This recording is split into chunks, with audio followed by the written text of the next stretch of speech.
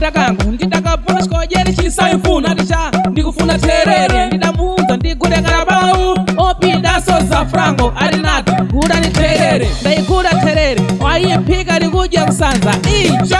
wai tola mimba kasi wai tola mimba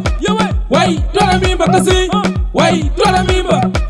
wai tola mimba kasi wai tola mimba wai tola mimba kasi wai tola mimba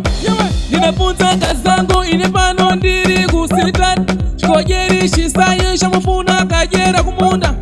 alinata amore mungazona manga sitateko mundikulile mangazo kuti maku ndikufuna manga ine ninafunza chanye shinango alinata ndikufuna masai ndikufuna terere ndikufuna muliwo ndamukula tesenacho ndampasira iye wayamba kusanza wai tola mimba kasi wai tola mimba wai tola mimba kasi wai tola mimba wai tola mimba kasi wai tola mimba wai tola mimba kasi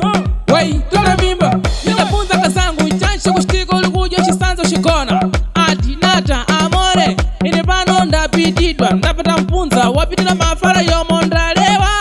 ochanyi atinata ine pano ndapitidwa basi ndina patupi maiwe waitenga mimba kasangu waitenga mimba kasangu nendeni ku hospitali tikashite mateste mai wai tola mimba kasi wai tola mimba wai tola mimba kasi wai tola mimba wai tola mimba kasi wai tola mimba wai tola mimba kasi wai tola mimba